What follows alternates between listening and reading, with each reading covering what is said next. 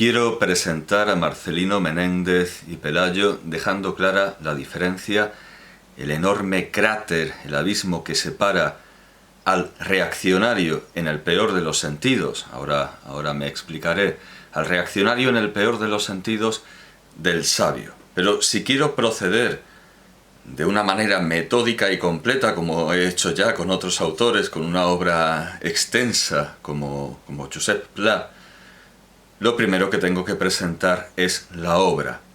Y la obra de Marcelino Menéndez y Pelayo es la estrella, el plato fuerte, la especialidad de la Fundación Ignacio Larramendi, en su biblioteca virtual de polígrafos. Marcelino Menéndez y Pelayo es uno de los orgullos de esta institución, merecidamente, y ahí es donde en primerísimo lugar voy a dirigirme. Biblioteca virtual de polígrafos, Marcelino Menéndez y Pelayo, 1856-1912. Se abre la página, que por supuesto enlazaré, se abre con unos apuntes biográficos históricos. Normalmente se diría histórico-biográficos, pero bueno. Polígrafo, dice, erudito, filólogo, historiador, traductor y poeta, heredero directo de la tradición de la filosofía escocesa del common sense que profesaban sus maestros de la Universidad de Barcelona. Esto lo dice él mismo, que él no es escolástico como otros tantos conservadores que llegan pues hasta Fray Guillermo Fraile y sus continuadores, que son los típicos tomistas contra atomistas. Él no es un escolástico, y está bien que tomen este apunte, pero bueno, es algo que puede chocar, decir ante todo que hereda la filosofía escocesa. Vamos a ver lo que dice el propio Menéndez, y Pelayo. Yo no soy ni he sido nunca escolástico en cuanto al método. Me eduqué en una escuela muy distinta. Recibí siendo niño todavía, o sea, no es por sus estudios en la Universidad de Barcelona, viene de antes, viene de sus lecturas. Recibí siendo niño todavía la influencia de la filosofía escocesa y por ella e indirectamente algo de kantismo.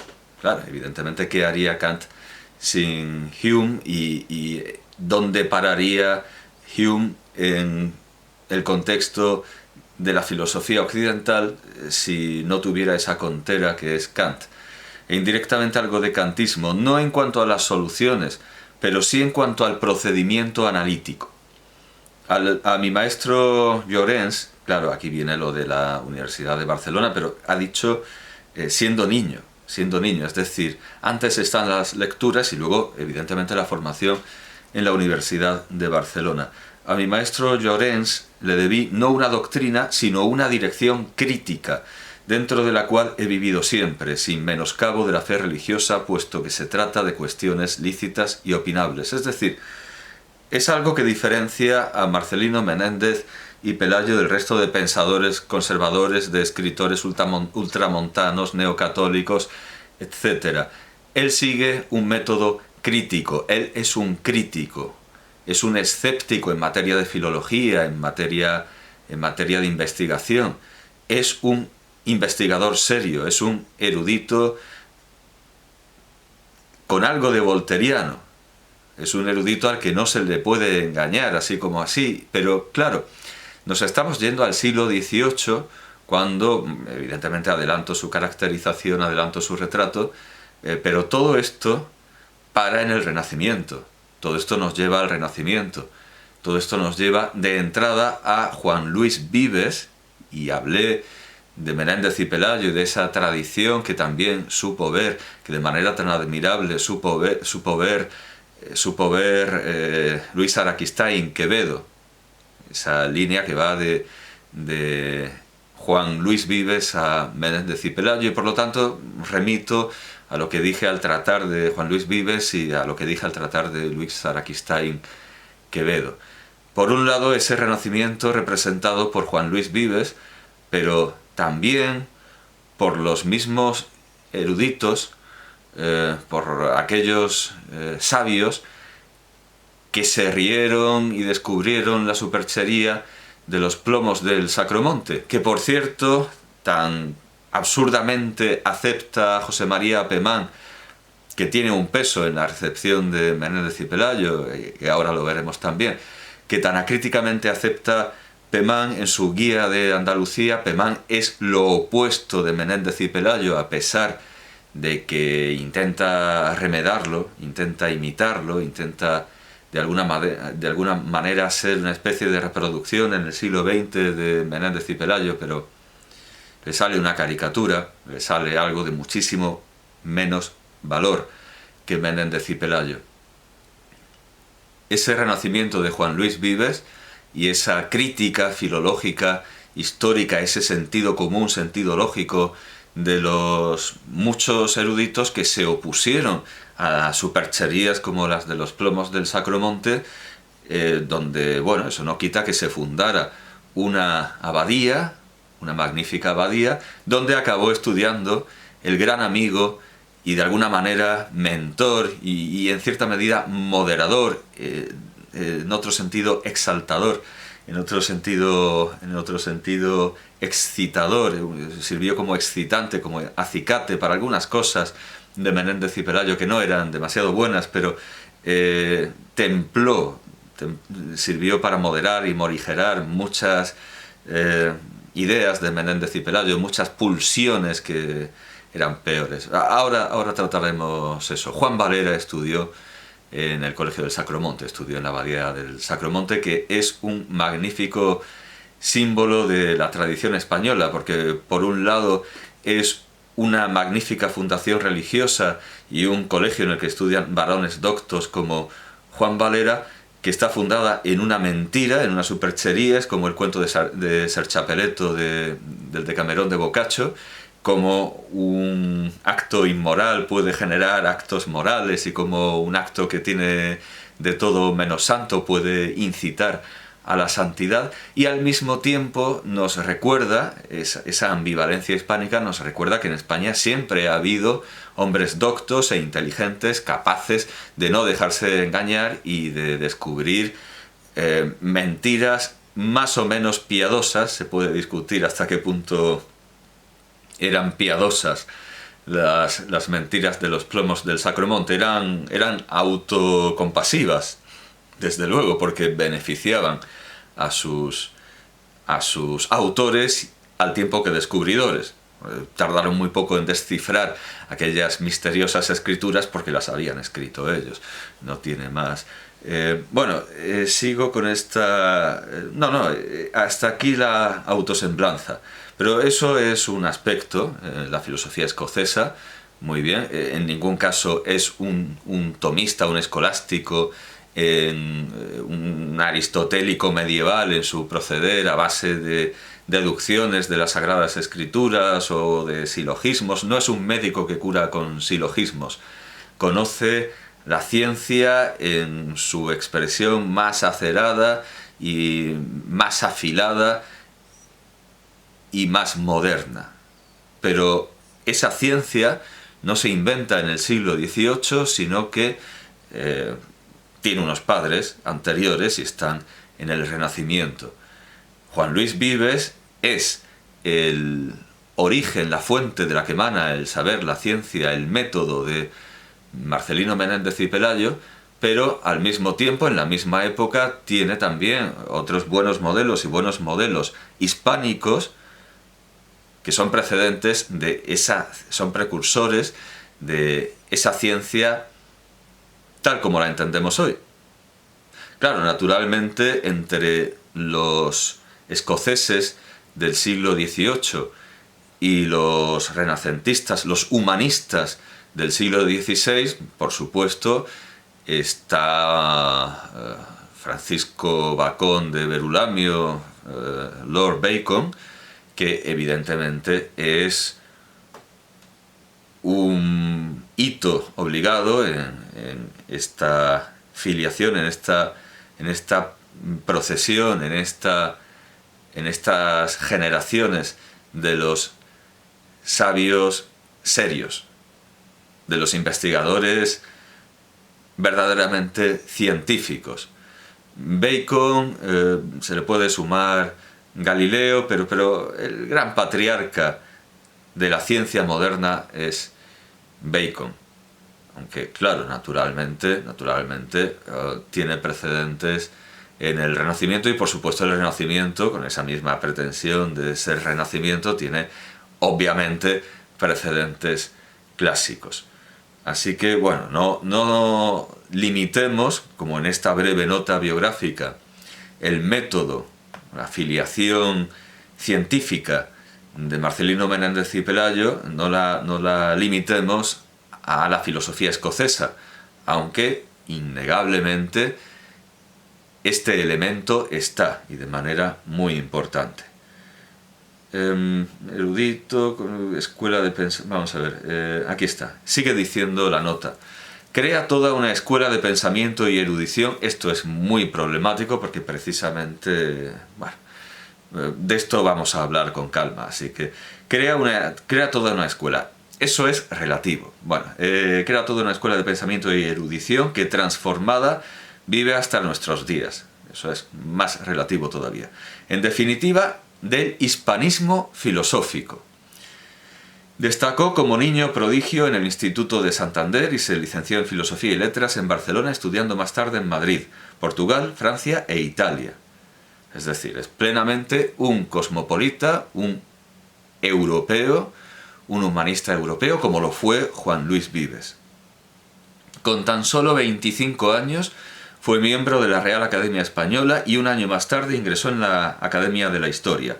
Ocupó diversos cargos de gran responsabilidad en el mundo político, como el de diputado conservador por Mallorca en 1884, ese mundo catalano parlante está siempre presente en su vida, o el de senador por la Universidad de Oviedo en 1892. El Senado era una cámara alta, representaba a las altas instituciones.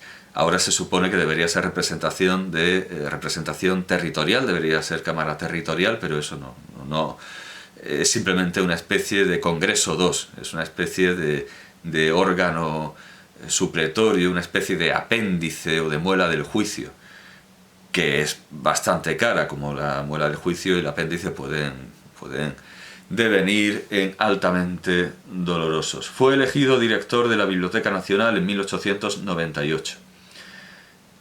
Y ahí está, en el centro de la sala que acoge a los lectores de la Biblioteca Nacional. Uno asciende por la escalinata, se encuentra con San Isidoro de Sevilla, Alfonso X el Sabio, Lope de Vega, Cervantes, Juan Luis Vives, el modelo de Marcelino Menéndez y Pelayo. Y según entra, y además esto se ve en la película de Shevna, Nicolás y Alejandra, que simula ser una universidad rusa, pero es la Biblioteca Nacional, y en esas escenas antibolcheviques, en esas escenas históricas, aparece el inconfundible Marcelino Menéndez y Pelayo. Por cierto, que no se puede fotografiar allí, pude hacerlo, lo he hecho, pude hacerlo por una exposición absurda de un presentador de televisión al que le cedieron la Biblioteca Nacional, y se permitía fotografiar, y lo hice, y fotografié también algo que si no llego a hacer la fotografía no me hubiera dado cuenta de que estaba, porque claro, cuando uno va a la Biblioteca Nacional va a cosas más importantes que a mirar una placa, y sobre esa placa haré la debida presentación, por supuesto. Marcelino Menéndez y Pelayo está en el centro de la Biblioteca Nacional. Ahí está, como aquí está su obra. Es lo primero con lo que nos enfrentamos. Luego vendrá el análisis.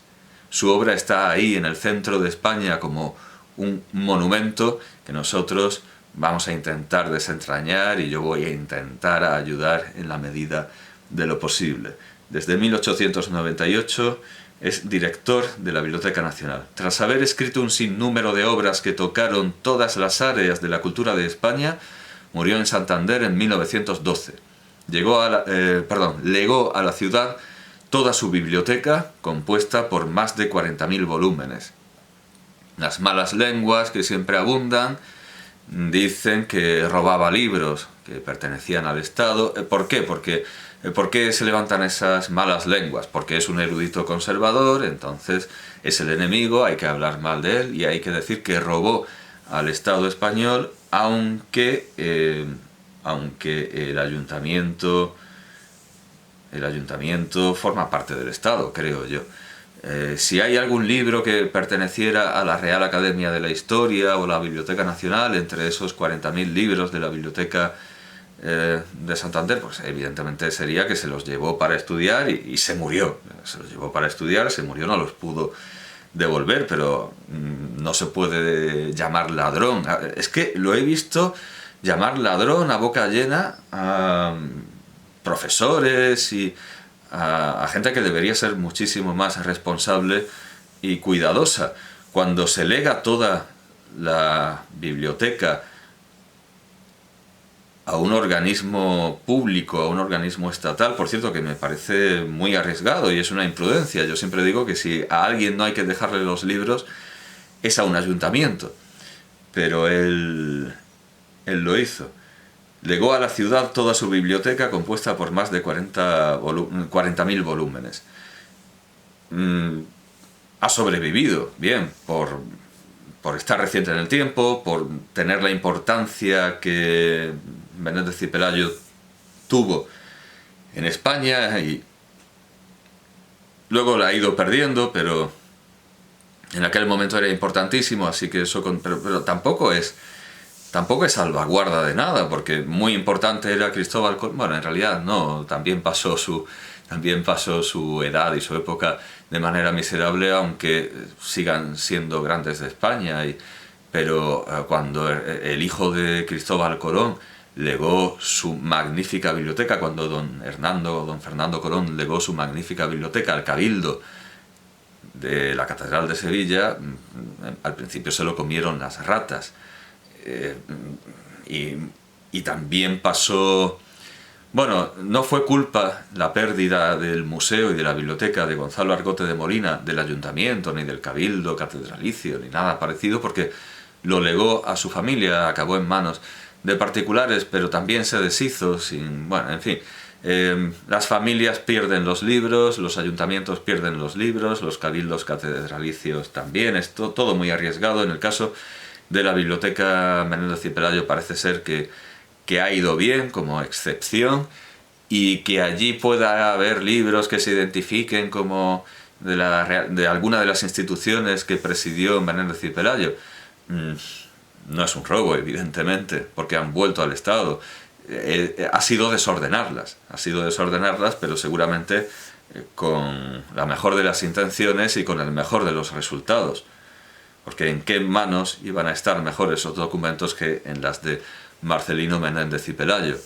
Que por más que se quiera y por más que se revuelvan los progresistas como gato panza arriba, es un coloso solo comparable a Juan Luis Vives. Y si andamos hacia atrás en el tiempo, pues Alfonso X el Sabio, son los grandes pilares de la cultura española. Así que es un acto de soberbia mezquina y una envidia mefítica la de atreverse a llamar ladrón a Menéndez y Pelayo, cuando no es la única de las o calumnias o injurias, es decir, cosas que aunque puedan ser verdad, se dicen con un muy definido y muy malhadado ánimo.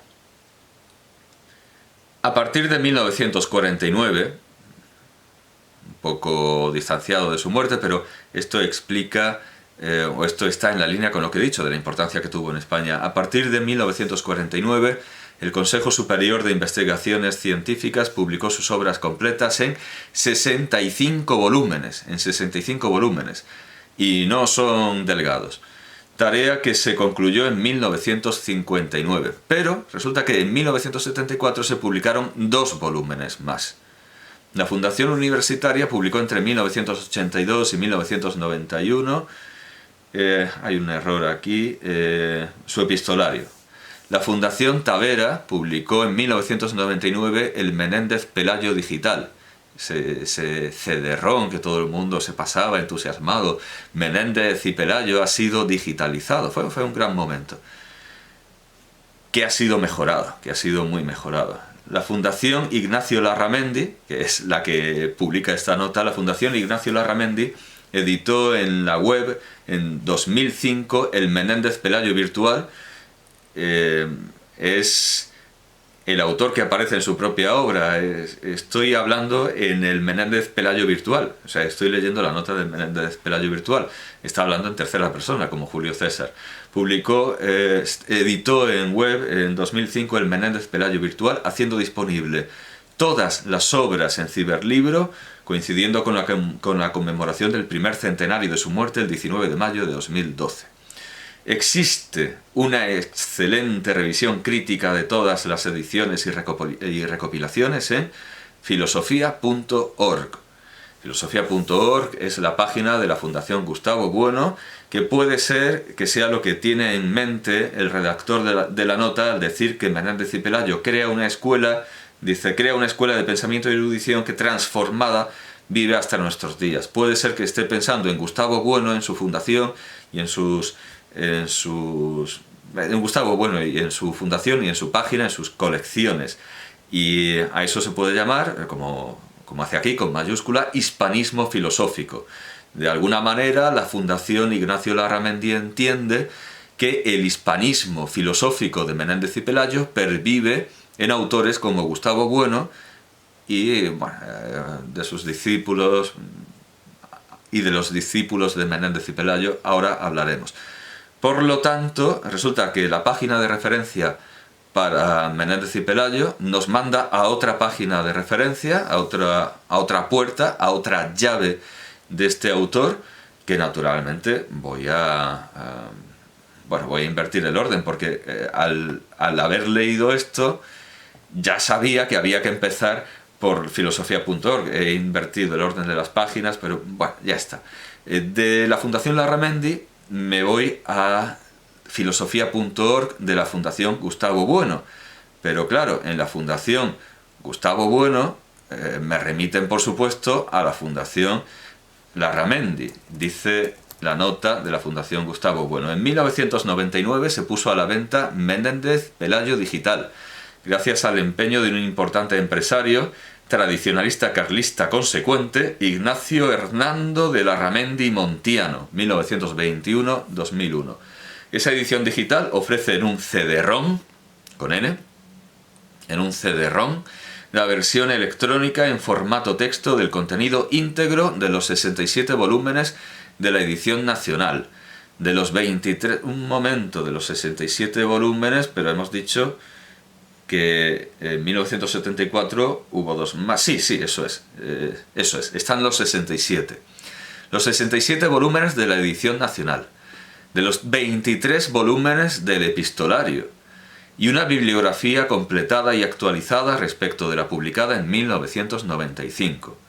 Tal versión digital se ofrece hoy libremente en la red Biblioteca Virtual Menéndez y Pelayo, que es por donde hay que empezar. Es a su obra lo que la gran estatua en la sala que recibe a los lectores en la Biblioteca Nacional es a su persona, es al personaje.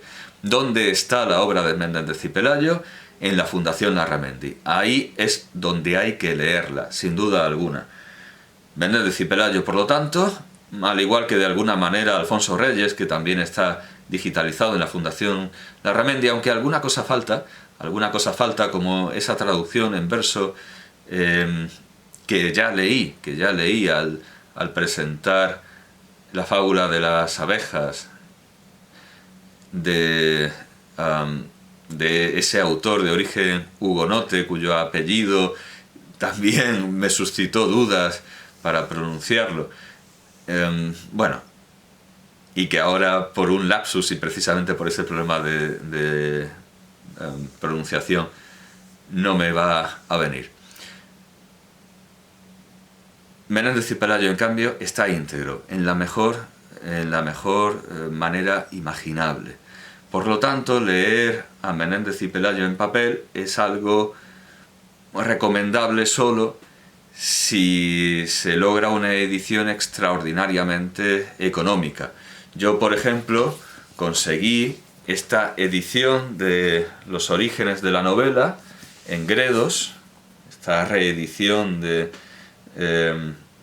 Los orígenes de la novela en la editorial Gredos, en la colección Nueva Biblioteca Románica e Hispánica, con la colaboración, bueno, ya desde RBA. RBA compró Gredos, entonces esto está hecho por RBA y bueno, son los orígenes de la novela. Muy bien, sí, son los orígenes de la novela, pero están diseñados de una manera ciertamente un poco, bueno, es magnífico, es en pasta dura, nada que ver con la biblioteca románica hispánica que científica y académicamente sería gloria, pero eran unas ediciones miserables en papel que se deshacían, y en cambio esto es una edición seria en tapa dura, muy bien, pero no parece un libro hecho para la gente que realmente ama la lectura. Es un poco incómodo, no es tan manejable, y además son 2 volúmenes. Yo lo conseguí por 10 euros esta edición, y entonces sí merece la pena. Si se puede conseguir una edición magnífica como esta por un precio razonable, sí merece la pena tenerlo en papel y poder...